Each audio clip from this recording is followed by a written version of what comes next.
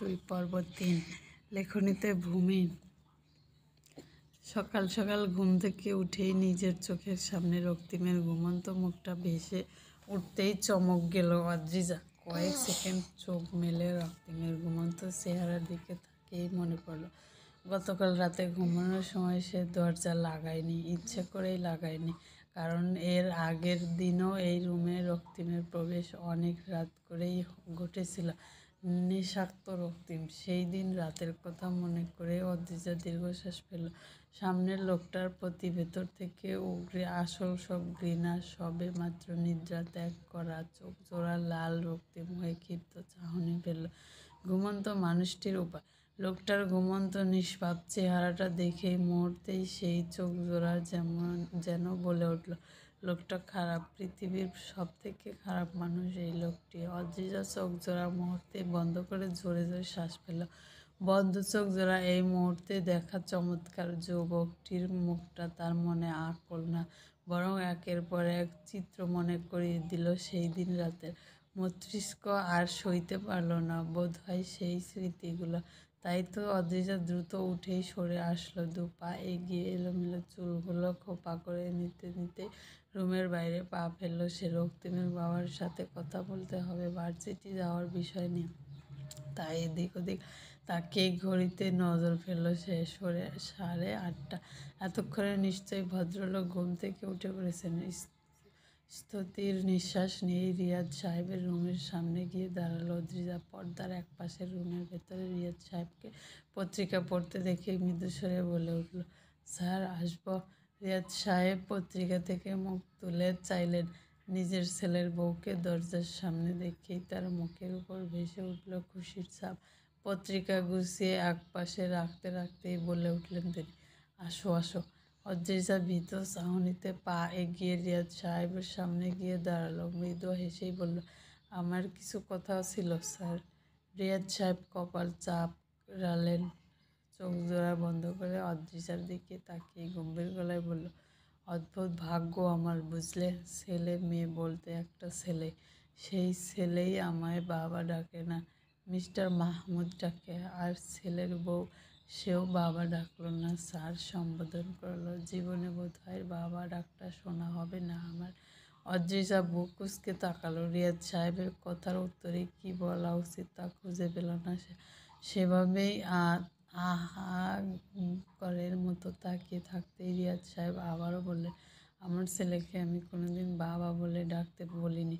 বলার মতো পরিস্থিতি কিংবা যোগ্যতা বোধ হয় আমার নেই। তোমায় বলবো বাবা ডাকতে উচিত হবে অদ্রিজা। অদ্রিজা দীর্ঘশ্বাস ফেলল। ধবধবে ফর্সা চেহারায় মৃদু হাসি টেনেই বলে উঠল, সরি, আর হবে না, এবার থেকে বাবাই বলবো। রিয়াজ সাহেব খুশি হলেন। তার চোখের ভাঁজে স্পষ্ট ফুটে উঠল সেই খুশিটা। মুখের হাসিটা যেন মুখের আধ পাকা দাড়িতেও ফুটে উঠল তৃপ্তি নিয়ে। কয়েক সেকেন্ড হেসে নিয়েই বলে উঠলেন তিনি, বলো কি বলবে? ভার্সিটি যাওয়ার নিয়ে বলতে এসেছিলাম আমি। আজ থেকে যেতে পারি ভার্সিটিতে? কেন নয়, আজ থেকেই যেতে পারো। নিচে গাড়ি আছে, পৌঁছে দেবে তোমাকে। কোন টাইমে ফিরবে বলে দিও, গিয়ে নিয়ে আসবে, ঠিক আছে? অদ্রিজা হালকা নিঃশ্বাস ছেড়েই বলে উঠল, আমি একা একা যেতে পারবো। আশা করি এটুকু স্বাধীনতা আপনি দিবেন স্যার।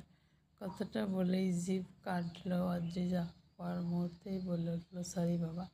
রিয়াজ সাহেব হাসলেন। অদ্রিজাও মৃদু হেসে পরখ করে দেখল রিয়াজ সাহেবের হাসিটা একেবারে রক্তিমের মতোই। রিয়াজ সাহেবের চেহারাটাও একদম রক্তিমের মতোই, লম্বা চওড়ায়, সবটা রিয়াজ সাহেবের মতোই হয়েছে রক্তিম। কেবল গায়ের রংটা ব্যতীত। রক্তিমের গায়ের রংটা ধবধবে সাদা, আর রিয়াজ সাহেবের গায়ের রং শ্যামলা। অদ্রিজা হাসলো, তারপর পা বাড়িয়ে বেরিয়ে আসলো সেইখান থেকে। নিজের রুমে এসে রক্তিমকে না দেখে এদিক ওদিক তাকালো সে।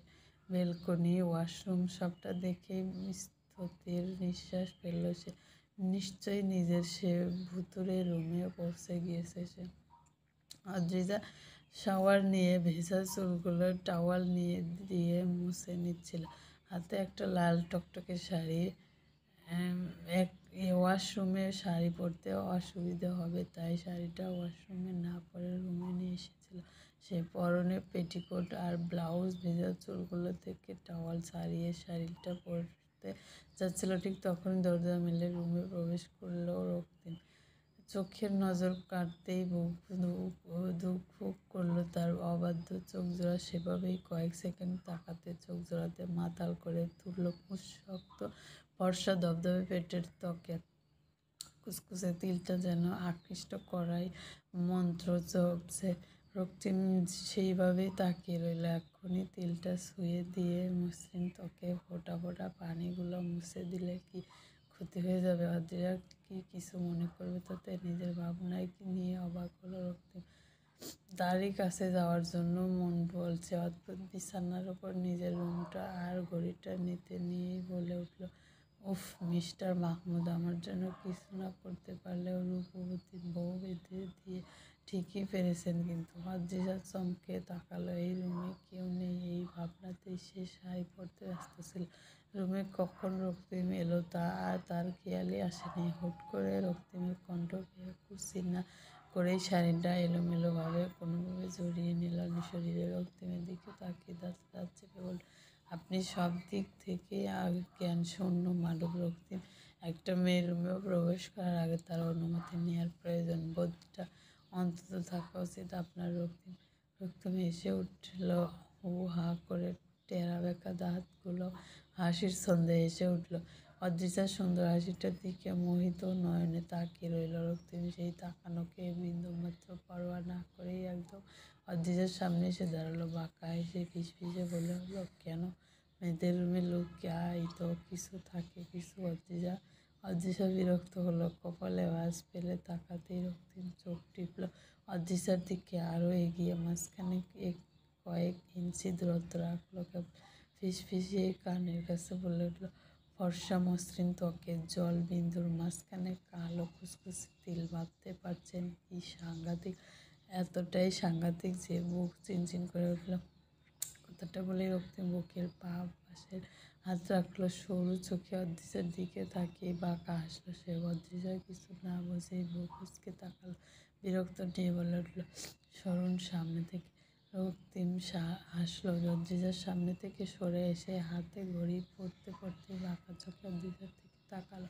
অদ্রিজা দ্রুত ওয়াশরুমের দিকে হাঁটা দিল। রক্তিম মুচকে হাসলো। টেবিলের উপর থেকে একটা ফাইল নিয়ে দেখতে দেখতে চেঁচিয়ে বলে উঠল, অদ্রিজা প্লিজ একটু তাড়াতাড়ি আসবেন, আমার কিছু কথা ছিল আপনার সাথে। রক্তিম কথাটা বললেও ভেতর থেকে কোনো সাড়া আসলো না। রক্তিম 1 মিনিট 2 মিনিট করেই প্রায় 10 মিনিট 15 বার ওয়াশরুমের দরজায় তাকিয়েছে। অদ্রিজার বের হওয়ার কথা নেই। অবশেষে যখন বের হলো তখনই অদ্রিজার মোবাইল বেজে উঠল। বিছানার উপর থাকা মোবাইলটার স্ক্রিনের উপর স্পষ্ট ভাবছে দিহান নামটা। রক্তিম একবার তাকিয়ে মুচকে হাসলো। মোবাইলটা অদ্রিজার দিকে এগিয়ে দিয়েই বলে উঠল, প্রেমিকের সাথে কথা বলে আসুন, আমি অপেক্ষা করছি। অদ্রিজা হতবিহ্বল চোখে তাকিয়ে থাকলো স্ক্রিনে দিহানের নামটা দেখে। সরু শ্বাস ফেলল। রক্তিমের সহজ ব্যবহারটা কেমন জানি বোধ হলো। ব্যবহারটা কি জটিল হওয়া উচিত ছিল বোধ হলো না। অদ্রিজা কলটা কেটে রক্তিমের দিকে তাকিয়ে বলে উঠল, ও আমার প্রেমিক না। রক্তিম হাসলো। অদ্রিজাকে লাল টকটকে শাড়িতে এক নজর দেখে নিয়েই বলে উঠল, প্রেমিক নাই বলেছেন? অদ্রিজা কঠিন কণ্ঠেই বলল, না। আপনার কি মনে হচ্ছে আমি টিপিক্যাল স্বামীদের মতো বউয়ের প্রেমিক আছে শুনে রেগে যাব কিংবা অভিমান করে কান্নাকাটি করব? উফ, একদমই তা ভাববেন না অদ্রিজা। আপনি সুন্দরী মেয়ে, রূপের কমতি নেই আপনার। একটা নয় 10টা প্রেমিক থাকলেও অপরাধ হবে না, আর আমি এই বিষয়ে আপনাকে সাপোর্ট করব। অদ্রিজা তেজি চাহনিতে তাকালো রক্তিমের দিকে। তীক্ষ্ণ চাহনি ফেলেই বলে উঠল, আমাকে কি আপনার মতোই হীন চরিত্রহীনের মানুষ বোধ হয়?